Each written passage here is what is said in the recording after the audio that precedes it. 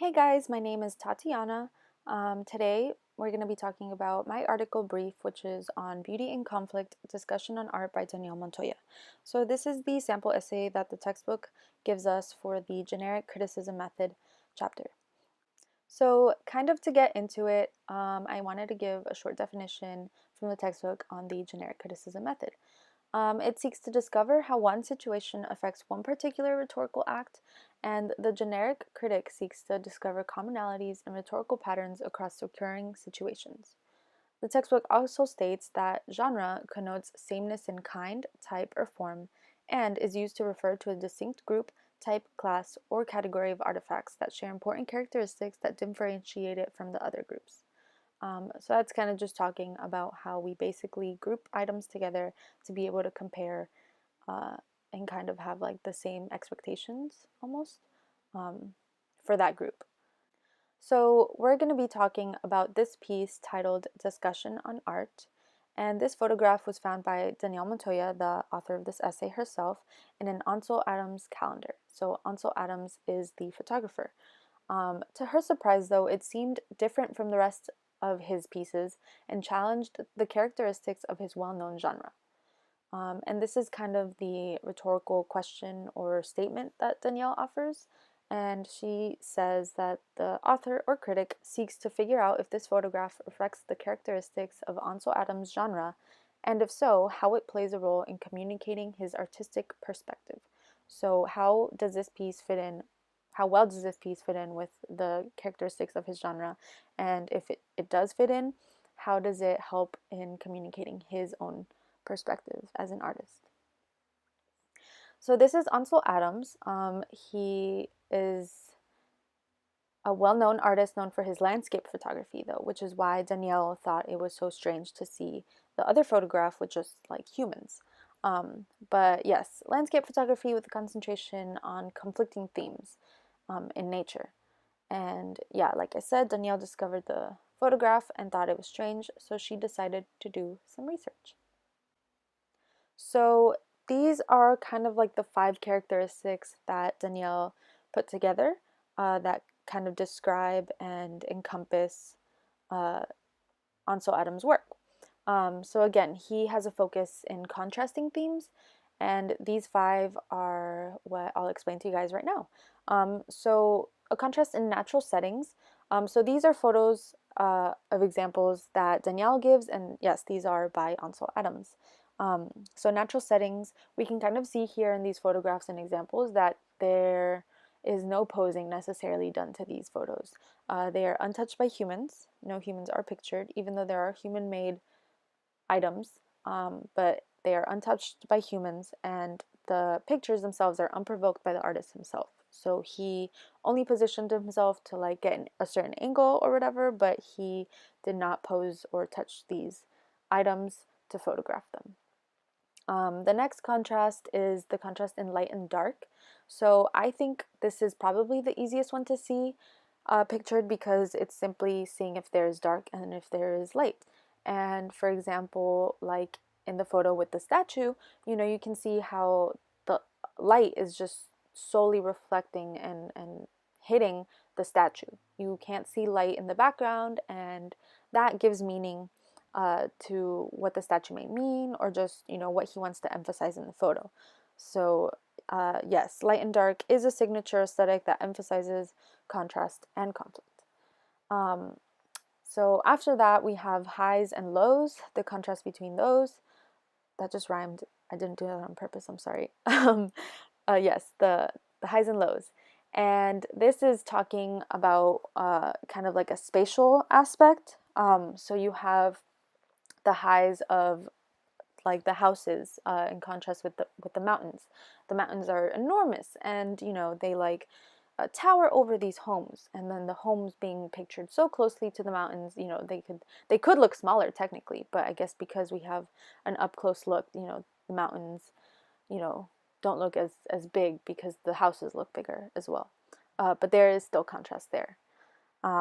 So yeah, the highs and the lows do help highlight significant aspects, but as well as like giving meaning to like symbols and things like that. So second to last, we have the humans and nature contrast. And here is the perfect example for that is the bicycle picture. So we have a human-made object here, but it is completely untouched by humans, and we know that because the nature aspect comes in, and we have like the snow, and it's just fallen on the bike, and it's just there, you know, it's untouched, and it shows what Ansel Adams wanted to portray, maybe, which is the tension between humans and nature, and just, you know, of their coexistence, you know, our, you know, experiences with nature and how we have to coexist. And lastly, he talks about smooth and rough, so the contrast between texture, and that one is easily shown in all of these, but especially the one with the Grand Canyon, and how, you know, it goes really hand in hand with the light and dark, and how, you know, you can see the texture when it's lit, but also because of the shadows, there is like jagged lines, you know, all throughout the photograph. So yes, patterns of texture are very clear and go hand in hand with the rest of the stylistic contrasts. So how does discussion on art fit into these characteristics? So speaking on natural settings, Danielle discusses how this is humans in their natural settings, which is like in conflict. So they'll just be like, you know, hanging out, whatever. I believe here they were in an art museum, and, you know, conflict arose. And that's the contrast, is that they can, you know, be doing, you know, nothing, just calm, chill for a sec, and then out of nowhere, you know, here comes a discussion, or here comes a conflict, here comes, you know, a physical altercation. Um, Secondly, light and dark. Again, I think this one is the easiest, and we just have here how, you know, there is darkness in the clothing, and then lightness, you know, it lights their faces. Um, the clothing, though, has symbolism, and Danielle speaks on it, talking about how the dark clothing is, you know, representative of them attempting to like dress up. Again, I believe at an art museum, and they, you know, dressed up, you know, looking fancy, and, you know, the clothing shows that, and the clothing is dark, you know.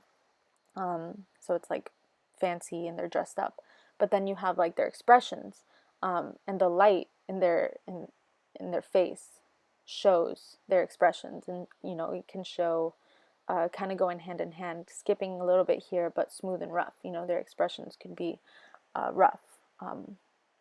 But yeah, so moving on, the highs and the lows. So these kind of just highlight the central figures. So you have the two males in the front, and then the female in the back. Danielle talks about how the female in the back, although she is in the back, she's still a highlight. But it could be representative of how females are, you know, according to society, supposed to be ladylike, and not, you know, encourage or engage in, you know, altercations like the men are doing in this picture here. And how the males are, you know, towards the front, and they, you know, are encouraged, males are encouraged to, you know, be aggressive, show rage, or things like that. Second to last, we have humans and nature contrast. So this is them being perceived, due to like their suits and maybe haircut and style, perceived to be of a higher order. So, you know, fancy, you know, having class, but they cannot escape their baseness and animalistic quality. So, you know, although they're dressed up and they look, you know, fancy, they are about to be in an altercation, and they are, you know, actually getting physical with each other, or at least one out of the two. So that's an interesting point that she makes. And then lastly, she has the smooth and rough contrast, where she comes to the conclusion that it's not literal in this photograph, that it's more of a metaphor between civilized and uncivilized. So again, you have like the smoothness in like the suits, but then the roughness in the creases, because they're about to be in a physical altercation. And, you know, you'll have like the smoothness of like their faces, but their facial expressions might not be so smooth and more so rough. So my takeaway from reading this and trying to put together this brief is mainly that communication is via many mediums, photographs being one of the earliest of mankind. So we have options, and, you know, photographs was kind of one of the earliest, if I'm not mistaken, because, if you think back to like cavemen, they would draw pictures on their, on the walls of the caves, and try to communicate in that way. But the manner in which we group and categorize those mediums is innate, I believe. And I would argue that, and it leaves room, definitely leaves room for the reader's interpretation. Um, this would suggest, though, that as the concept of human error presides, there is definitely room for miscommunication.